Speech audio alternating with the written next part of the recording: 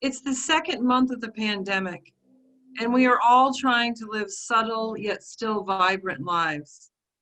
Afraid to go out, afraid of each other. Yesterday, 5 stories up, I looked out my window to see 2 hawks weaving in and out of the cluster of tall trees I call my suburban wilds. But how to measure this fox scampering to the edge of the parking lot?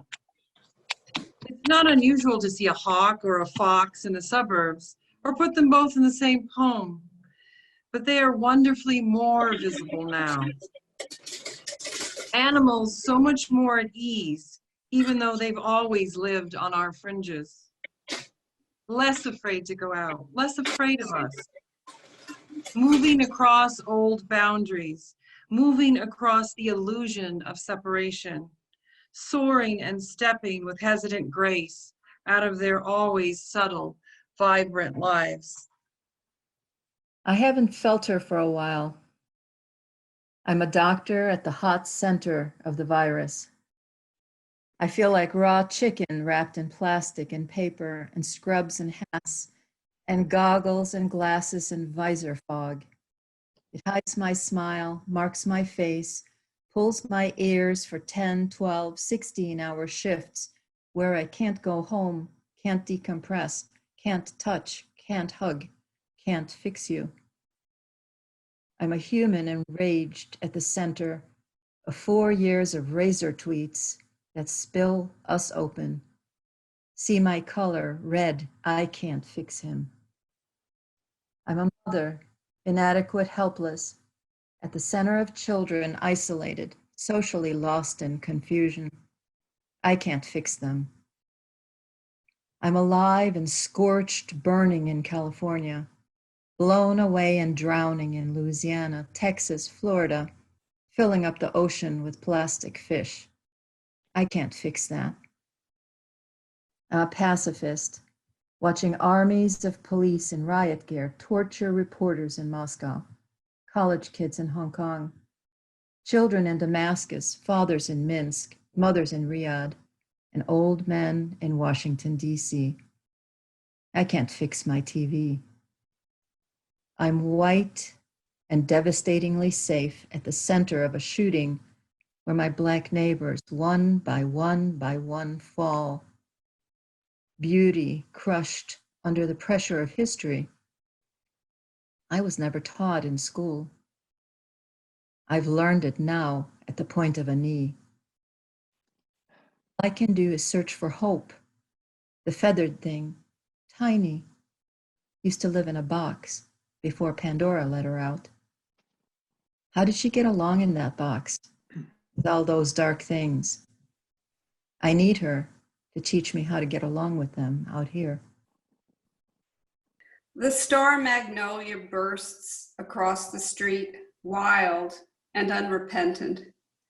It prospers in this strange season. It can't read the news, so it blossoms, blares out haywire blooms like greedy fingers. What do you reach for, I ask? Why so cheerful? Yet I can't resist moving close, since there's no distance I must keep from its triumph in a landscape pruned of humans. If I didn't rise early and search at the window for any movement, men spraying crab apples for rust, dragging hoses over stone. If I didn't note bright yellow boots against the dry lawn, or wrens warbling to their frenzied young, then there'd be no reason to wake, no need to covet those who nest or labor under plastic hoods, spraying pesticide, exchanging jokes and fellowship at such a distance. Impose the mask of the Red Death. Prince Prospero's hubris misleads him into believing he can outwit death. But we know how that works out. Today, in the throes of a new threat, our Prospero assures us from his White House of black lies that we are safe as the sickness sweeps across the land. Sly and arrogant, He imposes his will upon those who defy his power, determined to crush them by force, bribe, or bold-faced lie. Behind his wall of apathy, he issues edicts to the world outside, admonishing the governors of his tributary states who beg for masks, ventilators, and testing kits. He promises to deliver us from the invisible enemy from the east that has invaded our blood, promises it will miraculously disappear one day, though he offers no proof to substantiate that claim. Beware, my prince of falsehoods, the ebony clocks are chiming and November draws near, and it has. Recipe on surviving the coronavirus pandemic. Spend 15 minutes staring at plants. Take one more minute, sprinkled over it, to consider if they're staring back. Lay under a weighted blanket for one whole day. And when you disrobe, go so slow that when the blanket is off, you just keep taking off the weights. Move your ankle and your neck synchronously. Now, with your neck as the inverse, and call this dancing. Call your best friend, tell them about your fun new dance, and then ask them where they've been and imagine it right there with them. Today, there are quadrillions of microscopic viruses invading the lungs of people living in every nation of the world. These viruses traveled on jet aircraft at speeds of 500 miles an hour. They traveled on ships, cars, trains, and rest on doorknobs. The government says their top priority is to keep us safe. Yet there are shortages of face masks, respirators, COVID-19 test kits, and all kinds of medical supplies. Yet the government in the richest nation in the world has plenty of money for other things. They say they use this money to keep us safe. There is the F-15 fighter bomber that has a cost of $1.5 trillion. The problem is that the F-15 isn't designed to battle COVID-19. Then there are the 2,821 atomic bombs. These bombs do have the ability to end the pandemic by doing away with the species known as the human race. However, eliminating the human race wouldn't create a safe environment for people. So the government invested in federal, state, and city police with SWAT teams. But the president feels that all this protection is inadequate.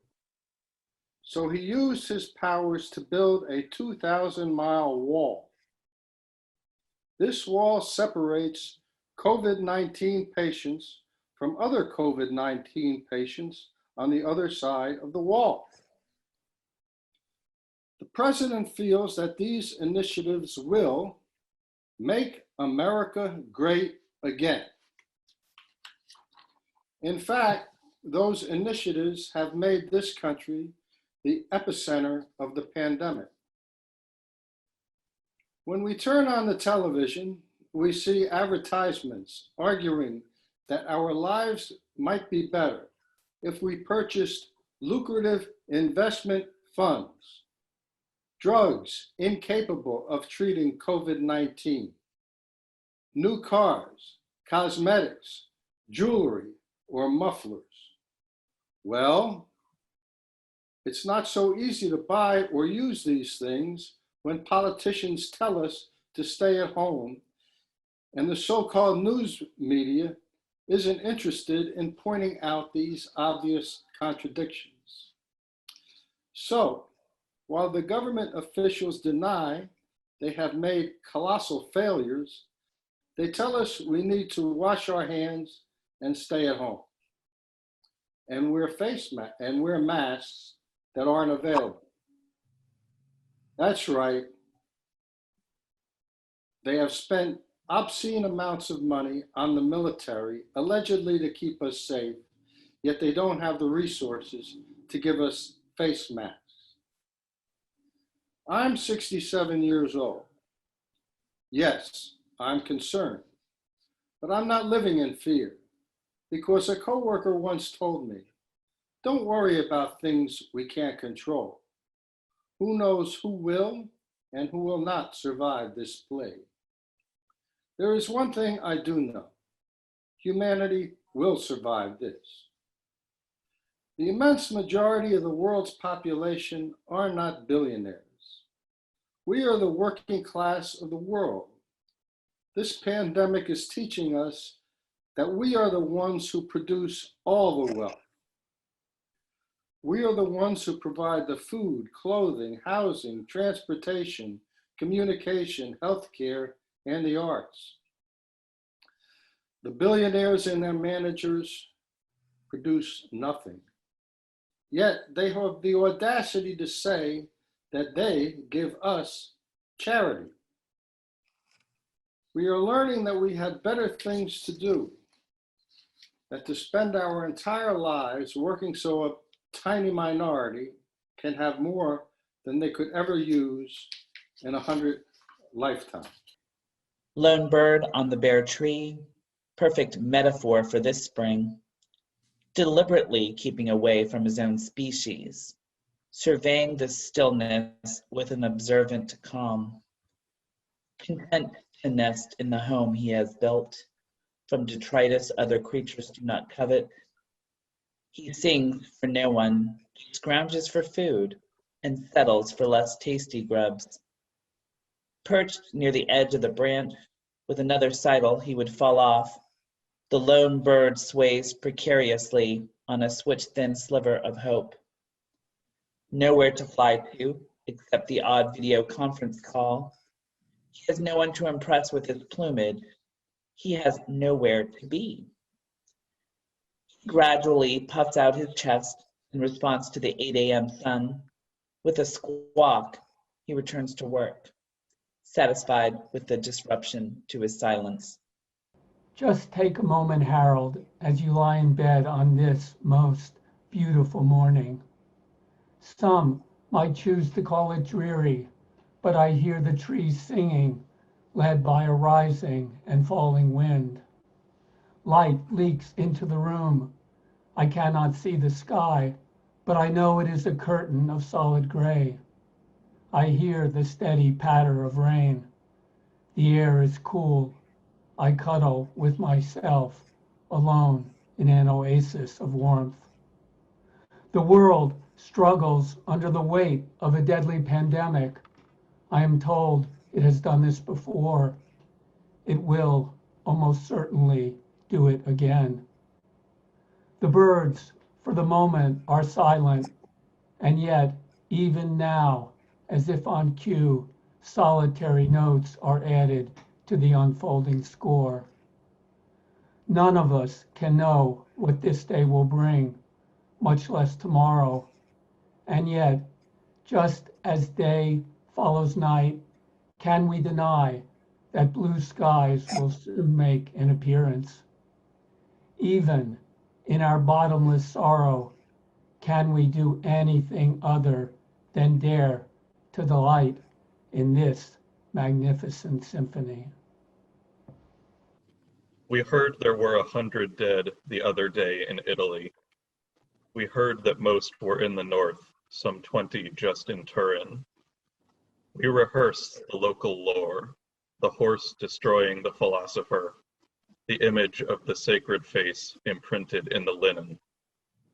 This time, sinners will need to be their own saviors, the fabric foul with their own noses and vermilion mouths, and piety will find its sign in the deserted church. Inversion always accompanies a plague. Sickness itself will soon, we pray, begin delivering the body to breath, the soul to souls. Like a thief in the night, you came. Fear, sickness, isolation, and death, your horsemen. You stole from us family, old friends, experiences, events, and memories yet unborn.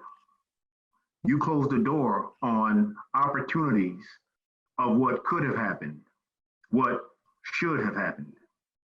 You made fools of presidents and prime ministers alike, illustrated, then demonstrated how governments prioritize dollars over lives.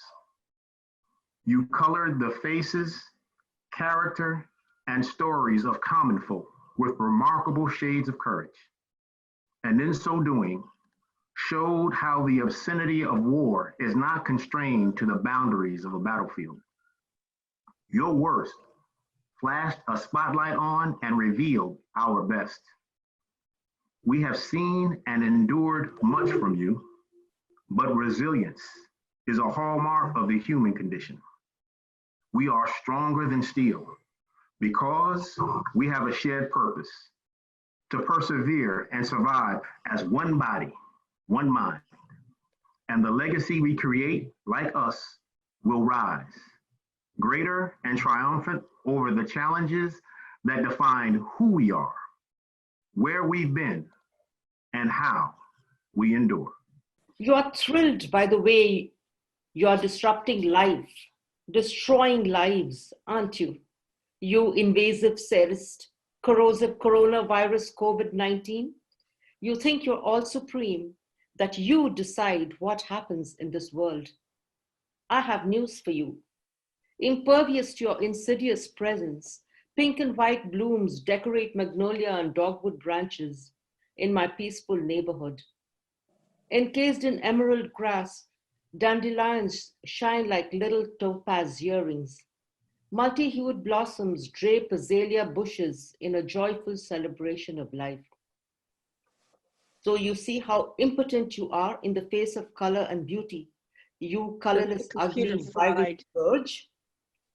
Perhaps to give you an identity, someone randomly, even ominously, combined the names of Ovid and his mistress Corina.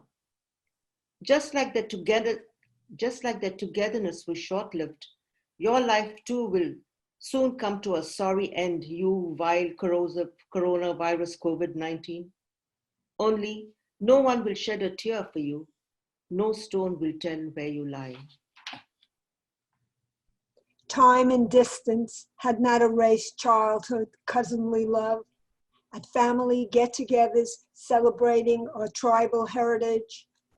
When her COVID-19 goodwill call arrived, we commented on health, husbands, and gossip on extended kin. Living in our quarantine world, we sounded trivial, lauding our stylish face masks that hid our time-embedded wrinkles. Chatting on, we shifted to shopping habits, malls to online. In despair, I cried, I never, ever get a bathing suit that fits, while she relished the ease of her glamorous Amazon arrivals. Unaware danger was afoot, we morphed into politics, naming our favorite newscasters. Her loving demeanor suddenly slipped into a ferocious, foxy newscaster. You don't love your country. I'm not a racist. You're a socialist. As I hung up on her ranting, I mourned the death of love, friendship, and civility. April shows her crueler face, turning her colder shoulder, raining chaos on our snug comforts, breeding, mixing, stirring, a deadly cauldron, feeding fear in a warm winter's wake, swelling tubers cruelly early, forfeiting lilacs and true spring.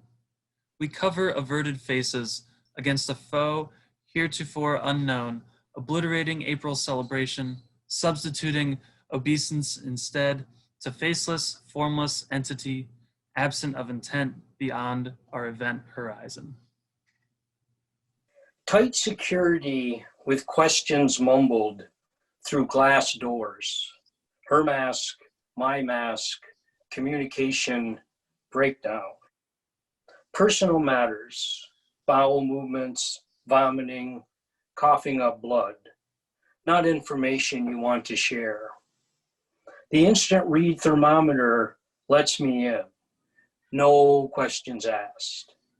Veiled, we sit far apart, the room too small to accommodate us all. The tall, older man to my right likes my shoes, and I, his white hair tucked up under a kerchief for Red Man tobacco, America's best chew. We joke about needles and test results, and then our turn comes. We say bye in unison, hoping that neither is about to die. We are invisible. Though we suffer more than most, our pain has no voice, our thoughts no merit, our sorrows no meaning. Though part of the women's suffrage movement, we are invisible and not well remembered. We are Negro women. We grasp the challenges and obstacles that lie ahead, but we are nothing if not resilient. Ours is an existence draped in struggle. We appreciate the need for a rallying cry to inspire the faithful, to give hope and courage, and strengthen them to reach further than themselves. Something that will urge us all to move ever forward, lifting as we climb. We are invisible. Oh, but like the night, we are ever present, persistent, and never ending. And there will come a time where our voice will be counted, our vote will be heard, and it will roll like thunder from sea to shining sea. And in its wake will be the ring of truth. In its echo, a righteous cry for justice. We may be invisible, but there will come a day when this country and the world will hear our roar. And on that day and all the days to follow, we will be a force no man of any color, nor body of any origin should ever take for granted or stand against. Then we will no longer be invisible. You can't look at me and tell. English is my second language, I say. People laugh. They don't believe me. I'm a white girl, blonde and blue eyes, must be American. I am American, and I am an immigrant. We were poor when my father walked away, 3 children and my mother, left without. She thought her oldest, me, 10, strong enough to fly to the colossal lady who lights the dream with her lantern and her poem and her book. The lady looks away as we behind her back build walls of white fear. She stands silent and disagrees. I want to disappear when the King of America welcomes an immigrant from Norway and sends everyone else back. Look away, back. Look back, behind her back, turn around. I write your name in vermilion, pressing down the black keys of our existence. Still the piano plays life, but more and more it fades into an abyss of uncertainty. And I watch the body count of people fighting to survive, dying. Meet me in resistance and find your inhibitions freed when once more you lean toward me to kiss. You won't expect me to push you away. You won't believe when I jump to create distance. Now is not the time for reconciliation. You're too late. Social distancing became a norm, and you and I have been distant for months. So stay away. Sensational moments fill my mind with the memory of us. Though for you, in the last years, I was nothing more than a friend you may have cared for and whom you asked for help. I no longer need you to pretend. I never did, but you hid the truth. Still, I wish no harm. Still, I want you to survive this pandemic, rushing through the world like the hungry wildfire that devoured the koala bears. People are no more than flesh with cells to destroy. It deciphers none of your thoughts. It knows no difference other than how weak you are. My body calls for a serene peace of mind, for strength, to battle a virus that still outsmarts the scientists as they search to find a cure. The Spanish flu killed 1/4 of Earth's total population. Don't let this be the end of us. 20 notes on blue, 2020 pandemic. 1, Antarctica, an oversized book with a photo of an iceberg of brilliant blue and white jags. 2, the silver blue gleam of a train transporting me during dream. It carries me to the sea I cannot safely reach. 3, the blue glass bottles in my apartment, willing the sun to shine through them. 4, Maine beach rocks, light blue, blue-gray, white striped, mimicking the color of the whales far from shore. 5, the blue glare from the ubiquitous screens we all use to communicate with during the pandemic. 6, my daughter's blue eyes shining through the screen on Zoom. 7, a piece of murky blue sea glass dropped miles from shore. 8, healthcare workers in blue masks. Blue is for their urgent grace. 9, Antarctica is about blue extremes, about surviving an unfathomable wind and cold. 10, the strip of blue-green river I see when I walk at the wildlife sanctuary. 11, this is a love note left behind for the blue jay I did not see in a tree by the river. 13, when I was a young mother, I dreamed blue-black water flooded our house. 14, the navy and white bandana over the face of a man I pass on the trail. 15, all the books with blue covers that have yet to be read. 16, blue sweaters and blue hats left behind in hospital rooms during the pandemic. 17, blue and orange and yellow, the colors of the midnight sun in Antarctica. 18, blue for democracy, blue for humanity. 19, deep blue is the color of the cold, oxygen-rich South Sea that circles the globe, but that is dangerously warming. 20, code blue. Stop the dead cart. Bring out your dead. We all used to laugh at that Monty Python joke. Like all irreverent humor, its punchline did not apply then, yet presaged truth, corporealized it into existence, long and lanky like John Cleese's goose step. The dead cart, dump our relations on it, our friends, the ones who leave us before we have a chance to leave them. Bring out your dead, dress them in their best clothes, yours even, or a simple green rug if that's all that fits and all you wish to spare. Remember, flammability is a must. Call them back if they're not quite dead. The dead cart will return the next evening like an interminable sitcom, like a stale joke that smells of rot, lime, formaldehyde, and simple bad taste. But we'll laugh when the joke comes round again. A medieval plague is so unlike our own. Late one night, I was working on the job, working fast, working hard. The stampings kept coming on down the line. My muscles ached, but I was keeping time. Then the line stopped. We had nothing to do. We wanted to rest, but the boss said, "Yo, don't sit down. Don't sit down." This story's been the same for a long, long time. The more we do, the more they want overtime. We worked real hard. Our quality was good, but they closed the plant and left the neighborhood. Don't sit down. Stand tall, because you are the one who can make a change, and the blood of struggle flows through your veins. The King of England once said, "Bow down," but the 13 colonies showed him the low down.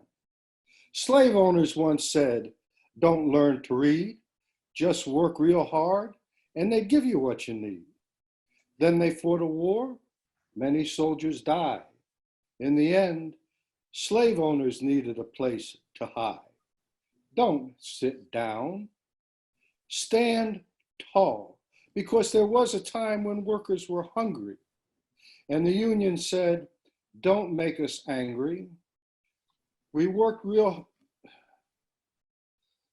The workers went on strike and the bosses resisted, but they signed a contract because the union insisted. Don't sit down, stand tall, because power concedes nothing without a demand. It never did and it never will. Find the exact measure of injustice and wrong any people will submit to, and these will be inflicted upon them until they are resisted with words or blows or both. So just remember, if you want to change, the blood of struggle flows through your veins. Don't sit down, stand tall. The killer's name sounded like a bad joke, coronavirus, until death arrived. The survival of our non-fittest hit it home, tapping on computer and chatting on cell phone. Netflix and a fridge filled supplied the entertainment. I do a walkabout in lockdown, scrubbing doorknobs and counters, venturing out, eyeballing 6 feet distances. Anne Frank's family and friends survived 761 days hiding in 450 square feet, while I piss and moan confined in an air-conditioned 1,100 square foot apartment. Do I stay in or venture out to save the business of business? It appears the rising stock market did not wash death away today.